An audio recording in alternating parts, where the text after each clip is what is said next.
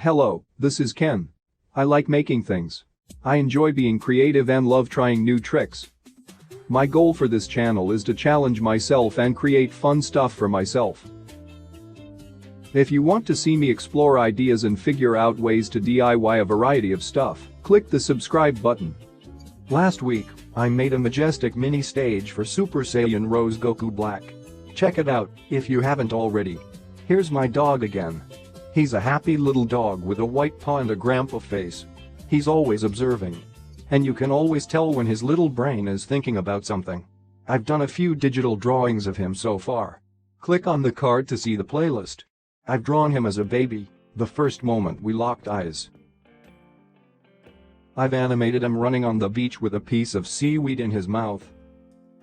And I've made a Halloween costume for him, transforming him into tuxedo mask.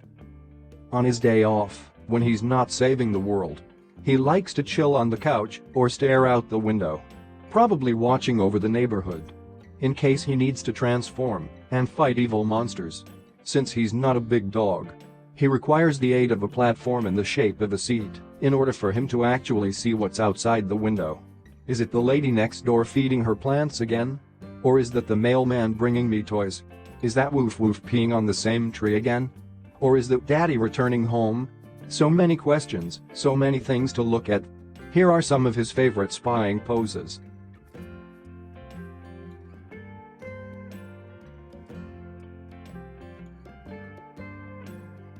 Since this is one of his favorite things to do during the day, I want to cement this hobby of his into a digital drawing.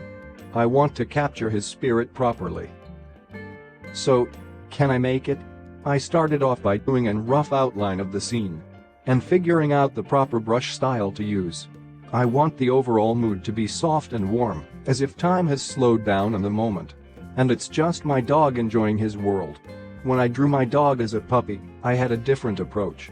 I zoomed into a small area and refined the details before moving on to the next area. This time, I want to block in the general colors and shapes first, since lighting is crucial for this drawing. There must be a balance of light and shadow.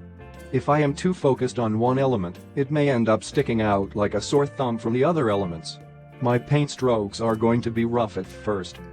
This is actually a challenge for me, as I generally like to be very detailed when I draw.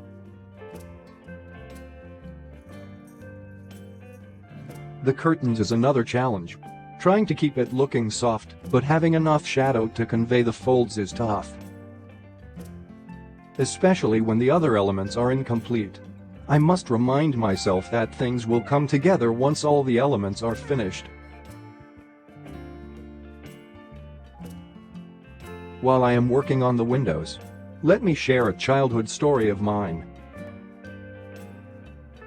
My dad worked an office job. He always came home late, but at the same time every day. So little kiddo me and my brother used to go onto the balcony and looked into the distance and see who could identify Dad first. Once we identified Dad, we would. It was me mostly. I would scream my lungs off, calling Dad from the balcony. Side note, we lived on a high-rise apartment building. And Dad took the train and walked home from the station. I would start screaming as soon as I saw Dad exit the building, which had to be at least a block or two away. Dad would wave back at us when he heard the screaming. I had screamed at the wrong Dad a couple of times. Poor people, just casually going home after a long day of work, and got bombarded by this screechy scream from far, far away. So this was one of the things I did regularly as a kid. However, now that I think about it, I must have been the worst neighbor in our area. Maybe that's why I turned out much quieter, to the point where I could remain silent for hours, even in a social setting. I probably spent all my loud energy calling for Dad from the balcony on a high-rise building as a kid. Anyway, this drawing kind of reminds me of those memories. Luckily, my dog doesn't bark. He's scared of his own barking. And he doesn't like other dogs barking either. Phew. Those Chihuahua genes have remained hidden.